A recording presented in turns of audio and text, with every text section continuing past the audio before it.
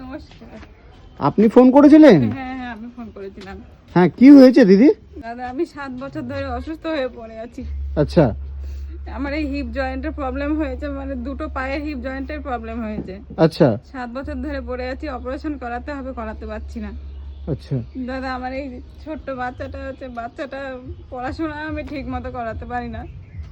এই বাচ্চাটাকে নিয়ে 7 বছর ধরে খুব কষ্ট করে ছোট থেকে মানুষ করছি। আমার স্বামী ছেড়ে চলে গেছে, সে দেখাশোনা করে না। আমি অসুস্থ হয়ে গেছি, তারপর থেকে উনি ছেড়ে চলে গেছে। আমাদের মানে দেখার মতো কেউ নেই। আমি ভালো না হলে আমার এই ছেলেটাকে কে দেখবে দাদা? মানে আপনার স্বামী কোথায় দিদি? আমি কোনো খোঁজ খবর নেই, এখন আমাদের সঙ্গে কোনো সম্পর্কই নেই, আচ্ছা। কোনো যোগাযোগ নেই আমাদের সাথে। দাদা, আমাদেরকে বাঁচান আপনি। স্বামী নেশা ভাঙ করে, ওখানে গেলে মারধর করে।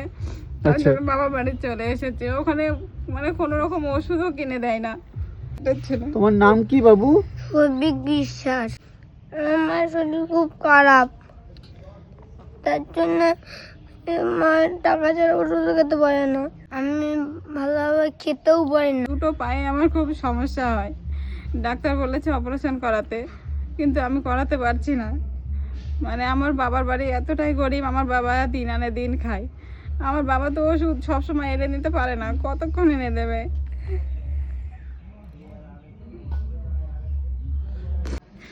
আমি যে একটা কাজ করব, দুটো পয়সার কাজ করব, কিন্তু আমি সেটাও করতে পারি না।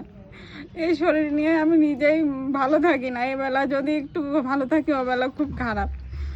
আর আমি এই বাচ্চাটাকে নিয়ে খুব কষ্টে আছি দাদা। এই বাচ্চাটার লেখাপড়া আমি ঠিক করে করাতে পারি না। টিউশনে তো এখনো কোনোদিনও দিতে পারিনি, টিউশনে কোনোদিনও যায় না।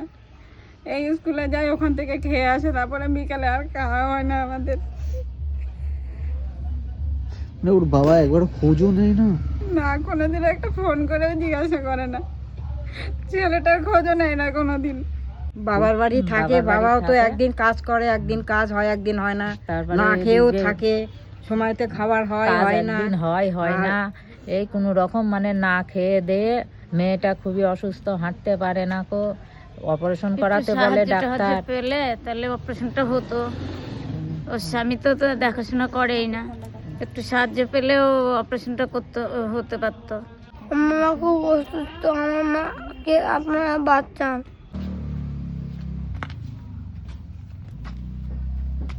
আমার এই 28 বছর বয়স, এই বয়সে আমি অসুস্থ হয়ে পড়ে আছি। আমার তো এরকম থাকার কথা না।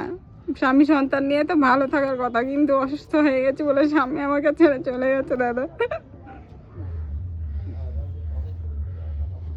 মানে এই ছোট বাচ্চাটাকে রেখে কিভাবে পারলো দিদি? হ্যাঁ হ্যাঁ। দাদা, আমাদের তো একদিন কোনোদিন ফোন করে খোঁজও নেয় না। বাচ্চারা, আমার কথা নেই বাদ দিলাম, বাচ্চাটাকে কোনোদিন ফোন করে খোঁজ নেয় না। মানে আপনাকে ডাক্তার কি বলেছে দিদি? ডাক্তার আমাকে বলেছে অপারেশন করাতেই হবে। তো এখন আপনাকে অপারেশন না করালে আপনার সমস্যা হবে? হ্যাঁ, অপারেশন করানো হচ্ছে না বলে দাদা আমি এইভাবে হাঁটতে পারি না। আচ্ছা, মানে একজন 28 বছরের মেয়ে কিভাবে মানে কষ্ট করে খুব রয়েছে? কষ্ট হচ্ছে, খুব মানে আমাদেরই খারাপ লাগে, এত কষ্ট হয়, আমাদেরই খারাপ লাগে। কখনো উঠে উঠে পড়ে যায়। আমি সেদিন এসে বালতিতে জল তুলে দিয়ে গেলাম, ওর মা বাড়িতে ছিল না, ওর মাও তো একা মানুষ, এদিক ওদিকে যায়, জল মানে আপনি তুলতে যদি পারছি পড়ে না। যান মানে হ্যাঁ, আমি হাঁটতে ফোনে যাই। হ্যাঁ, হ্যাঁ? আমার মা তো সবসময় বাড়িতে থাকে না।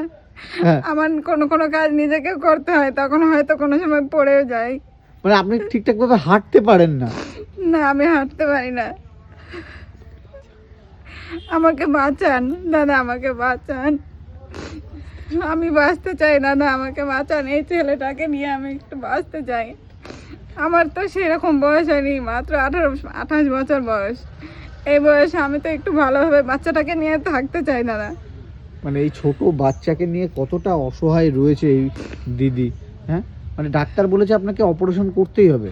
ডাক্তার বলেছে অপারেশন করাতেই হবে। আমরাও ডাক্তারকে ভালোভাবে জিজ্ঞাসা করেছি যে ওষুধের দ্বারাই কিছু হবে না, বলেছে না, অপারেশন করাতেই হবে। আচ্ছা। অপারেশন করাতে অনেক টাকা পয়সা লাগবে বলে আমার বাবা এত টাকা কোথায় পাবে বলুন? টাকা পয়সা নেই বলে এত বছর ধরে আমি পড়ে আছি, আর আমার এই জিনিসটা দিন দিন বেড়েই যাচ্ছে। মায়ের মতো কেউ দেখে? কেউ দেখে না। ছাড়া কেউ নেই, একটা বাচ্চার কাছে মাই সব থেকে বড়, কিন্তু সে কপালটা এমনই যে মাটা খুবই অসুস্থ, অসহায়। বাচ্চাটা কোনোদিন মায়ের কোলেও উঠতে পারিনি গো, এত কষ্ট। এবং এই বাচ্চাটা। দিদির বয়সও একদম কম, হ্যাঁ, মানে নিজের বাচ্চাকে নিয়ে কতটা কষ্ট রয়েছে। তো আমার এই অসুখটার জন্য আমি ছেলেটাকে কোনোদিনও একটু কোলেও নিয়ে মানুষকে নিজের মনের মতো করে মানুষও করতে পারলাম না।